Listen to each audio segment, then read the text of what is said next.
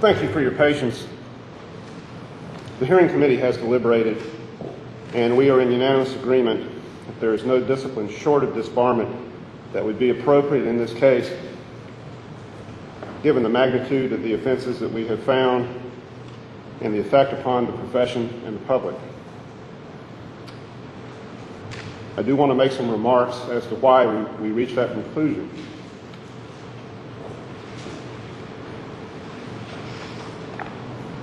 This matter has been a fiasco. There's no doubt about it. It has been a fiasco for a number of people, starting with the defendants and moving out from there to the justice system in general. We've heard evidence over the last several days of how that came about. And we are lawyers and a school administrator. We're not psychologists.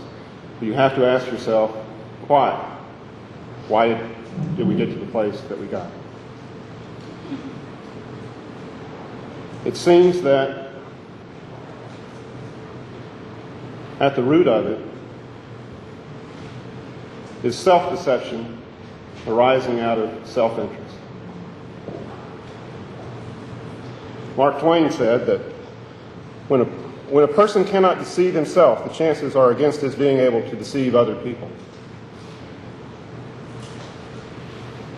And what we have here, it seems, is that we had a prosecutor who was faced with a very unusual situation in which the confluence of his self-interest collided with a very volatile mix of race, sex, and class, a situation that, if it were a plot of a John Grisham novel, would be considered to be perhaps too contrived. And at that time, he was facing a primary. And yes, he was politically naive. But we can draw no other conclusion but that those initial statements that he made were to further his political ambitions. And having once done that, and having seen the facts as he hoped they would be, in his mind, the facts remained that way in the face of developing evidence that that was not in fact the case. And even today, one must say that in the face of a declaration of innocence by the Attorney General of North Carolina, it appears the defendant still believes the facts to be one way, and the world now knows that is not the case.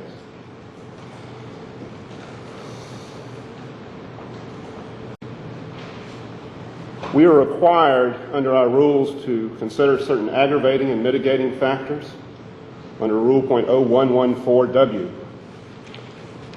And those are set forth in the rule, and I'm going to say what aggravating and mitigating factors we have found.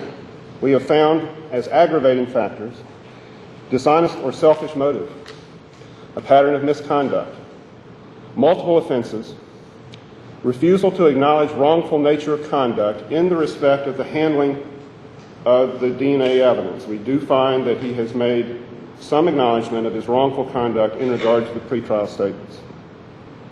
The vulnerability of the victim, or the victims in this case, and primarily the victims are the three young men who were wrongfully charged.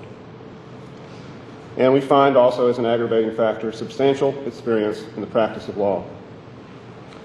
As mitigating factors, we find absence of a prior disciplinary record and reputation for character. We expressly find that the aggravating factors outweigh the mitigating factors.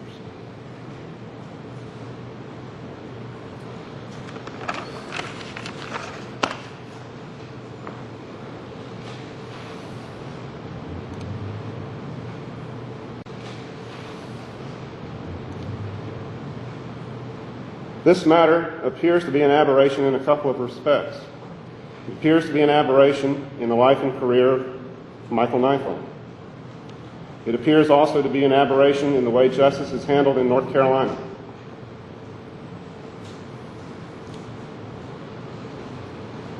It's an illustration of the fact that character, good character, is not a constant. Character is dependent upon the situation. And probably any one of us could be faced with a situation at some point that would test our good character and we would prove wanting. And that has happened to Mike Nifong. But the fact that it has happened and the fact that we have found dishonesty and deceitful conduct requires us, in the interest of the protection of the public, to enter the most severe sanction that we can enter, which is disbarment.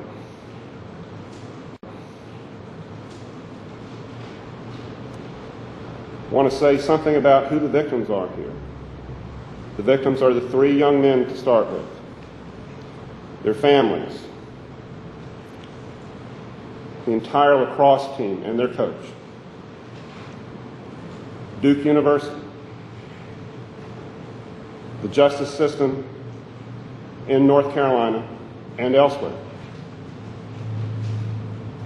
and indeed prosecutors, honest, ethical, hard-working prosecutors throughout the nation, as we've heard through anecdotal evidence, are victims of this conduct.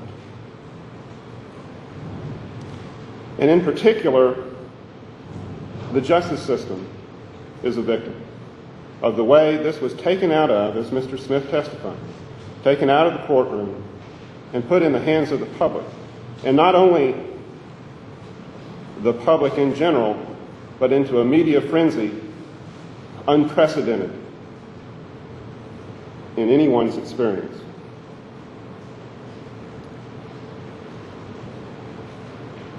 As I think anyone who has sat through this entire proceeding, and we've been here now on the 5th day, knows that you can't do justice in the media, you can't do justice on sound bites. The way to arrive at a determination of the facts is to hear in a fair and open proceeding all of the evidence, and then for the trier of fact to determine what the facts are. And we've done that this week. That did not happen and was not going to happen, apparently, in the Duke lacrosse case.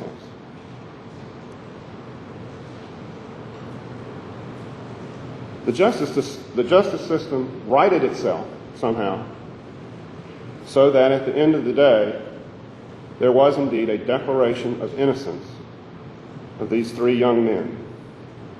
But it was done with backup systems in a way that was never designed to work as the justice system should work.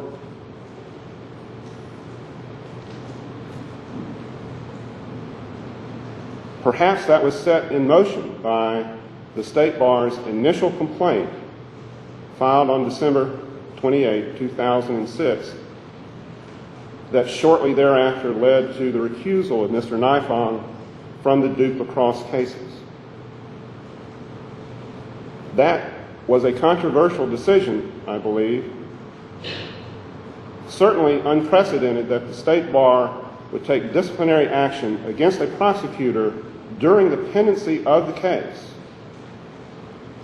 when indeed the presiding judge had concurrent and coextensive disciplinary jurisdiction. That was a step, although we were not privy to the decision to do that, I am sure that was a matter of serious debate as to whether to do that, because that in itself took the justice system off track.